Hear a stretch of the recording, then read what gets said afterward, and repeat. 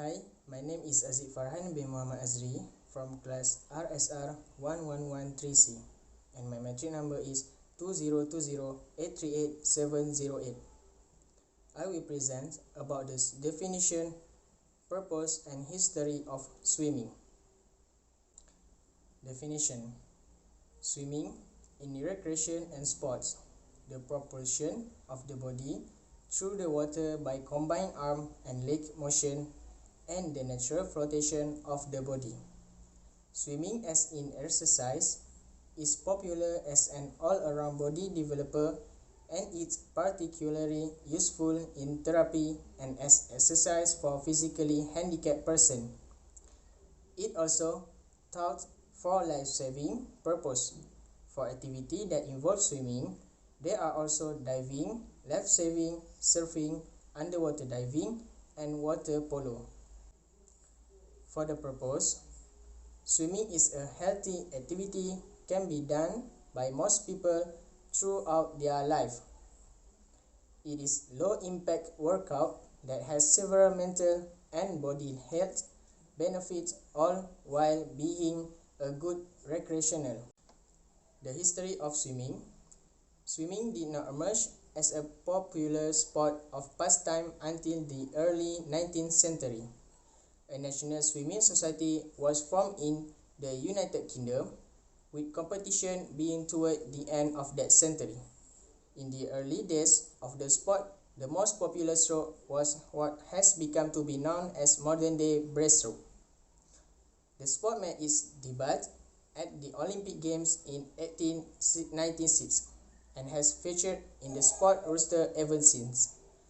Changes to the number of events in terms of stroke, distance, and program for both male and female competitors have changed substantially over the years. At 1908, saw the formation of the current International Swimming Federation, FINA, in London. Prior to this, there was no standard structure or rules that govern the sport globally. FINA now governs the sport on the international stage and set rules and regulations followed at all levels of competition. Swimming has seen many technological with the introduction of temperature control pools, anti-wave ropes, goggles, and of course the racing suits.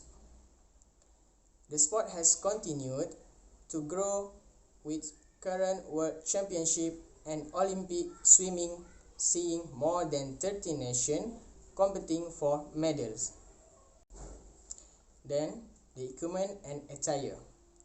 We begin with the equipment. Firstly, swim fins.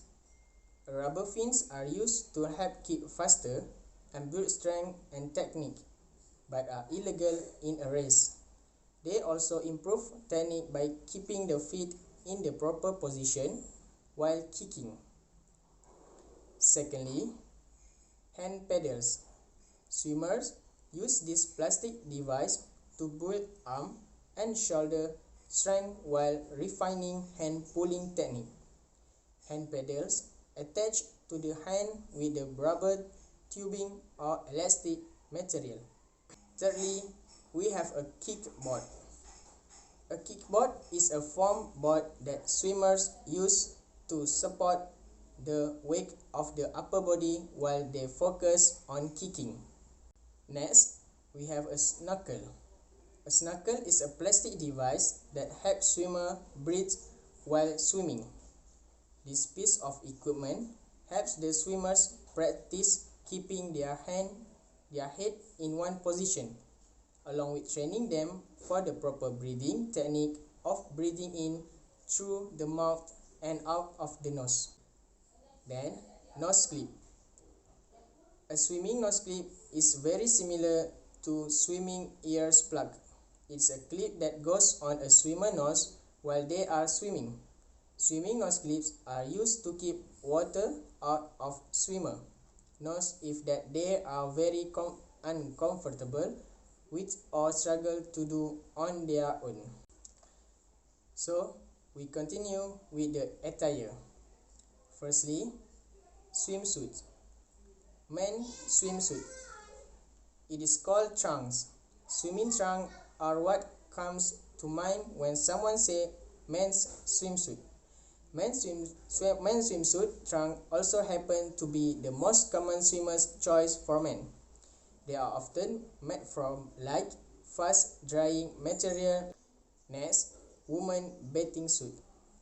Women bathing suits are the suits that women wear both in recreational and competitive swimming. Women can wear a two or a piece bathing suit. Professional swimmers wear a tight one-piece bathing suit to increase their aerodynamic. Most swimming suits are made of fabric, polyester, and dry if let out for a while. Then we have a swim cap. A swim cap keeps the swimmer's hair out of the way to reduce drag. Caps may be made of latex, silicone, spandex, or lycra. Then we have a goggles. Goggles keep water and chlorine out of swimmer eyes. Goggles may be tinted to counteract glare at outdoor pools. Prescription goggles may be used by swimmers who wear corrective lenses. Rules and regulation. Firstly, all swimmers should take a shower before entering the pools. Secondly, all users should follow the rules of swimming sports by wearing, for a man, swimming trunk and cap, and for women, wearing swimming suit and cap. Thirdly, all users are prohibited from bringing in food and drinks into the swimming area and its surrounding. Then, children should be accompanied by their parents or guardian who will be responsible for their conduct and safety. Lastly, all users of the pools are strongly advised to leave the pools when it is raining and whenever there are thunderstorms or lightning or under any other life-threatening or emergency situation. Next, we continue with water safety. Water safety refers to the procedure, precautions, and policies associated with safety in, on, or around bodies of water, where there is a risk of injury or drowning. It has application in several occupation, sports, and recreational activity. Firstly, never swim alone. Swimming should only happen when a lifeguard is on duty. Lifeguards do not just watch the people in the pool, lake, or ocean. Their job is also to watch the water and advise swimmers on any safety concern and questionable condition that might arise. Secondly, always wear a life vest. Young children or inexperienced swimmer should always wear a Coast Guard certificate life jacket around the water. There are plenty of products on the market claiming to help children stay afloat. Thirdly, stay away from pool drains. Children's hair, bathing suits, and even lips have become stuck in broken or faulty drains, which can lead to drowning or serious injury. Teach children to stay away from this area in pools, especially if a drain missing a cover or appears otherwise broken. Fourthly, stay within designated swim areas. Whether you are swimming in a pool, ocean, or lake, staying safe. Never encourage a child to swim in water deeper than their abilities will allow, and especially if you are swimming in lake or ocean.